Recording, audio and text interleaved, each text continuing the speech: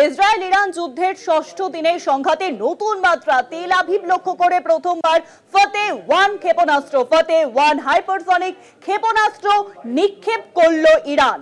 Tel Aviv, Tehran ও কারাজে বিস্ফোরণের শব্দ সামনে আসে। ইসরায়েল ইরান যুদ্ধের ষষ্ঠ দিনে সংঘাতের নতুন মাত্রা। তেল আভিভকে লক্ষ্য করে প্রথমবার ফতে 1 ক্ষেপণাস্ত্র, ফতে 1 হাইপারসনিক ক্ষেপণাস্ত্র নিক্ষেপ করল ইরান। তেল আভিভ, তেহরান ও কারাজে বিস্ফোরণের শব্দ সামনে আসে।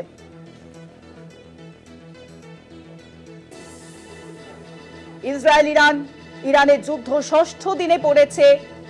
আর বিষয়ে আরো জানাবেন নিউজরুমে এখন সঙ্গে রয়েছেন আমাদের প্রতিনিধি নিমাই পান্ডা। নিমাইদা, ইসরায়েল ইরান যুদ্ধের ষষ্ঠ দিনে সংঘাতের নতুন মাত্রা, ফতে 1 ক্ষেপণাস্ত্র চালু করা হয়েছে বলে জানা যাচ্ছে।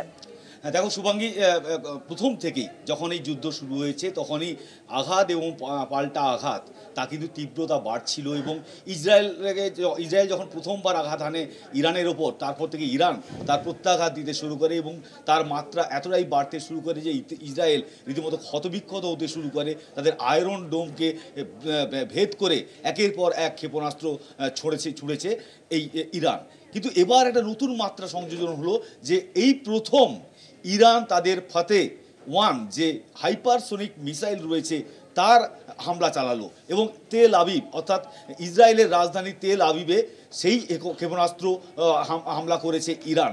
এবং এটা কিন্তু খুবই গুরুত্বপূর্ণ যে ইসরায়েলের দিকে যে ইরান যে এই হাইপারসোনিক যে মিসাইল ছুড়েছে যা ফতে 1 নামে পরিচিত, এটা 2023 সালে প্রকাশ্যে আনলেও ইরান তা কখনো ব্যবহার করেনি। এইবার প্রথমবার যুদ্ধের ষষ্ঠ দিনে এই ক্ষেপণাস্ত্র ব্যবহার করলো এবং এই দিয়ে কিন্তু তারা জানান দিয়ে দিল যে অত্যন্ত অত্যাধুনিক এবং যে কোনো দুর্ভেদ্য মানে আমেরিকান থার্ড রয়েছে বা আয়রন ডোম যে এয়ার ডিফেন্স সিস্টেম রয়েছে এগুলোকে তারা এই ক্ষেপণাস্ত্র ভেদ করতে পারে এবং লক্ষ্যবস্তুতে একবারে নির্দিষ্ট করে আঘাত হানতে সক্ষম। ফলে সারা বিশ্বকে জানান দেওয়া যে তারা কিন্তু তেজস্ক্রিয় বহনকারী এই ফতে 1 তারা ব্যবহার করেছে, আবার করতে পারে।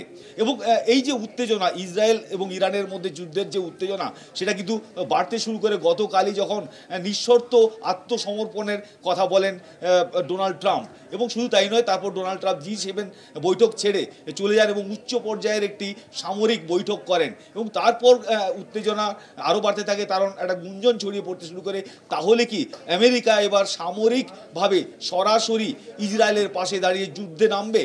কারণ ইতিমধ্যে কিন্তু মধ্যপ্রাচ্যের বিভিন্ন এলাকায় আমেরিকার যে সমস্ত বায়ুসেনার যে বিমান রয়েছে, যুদ্ধ বিমান, সেগুলো মোতায়েন করা হয়েছে।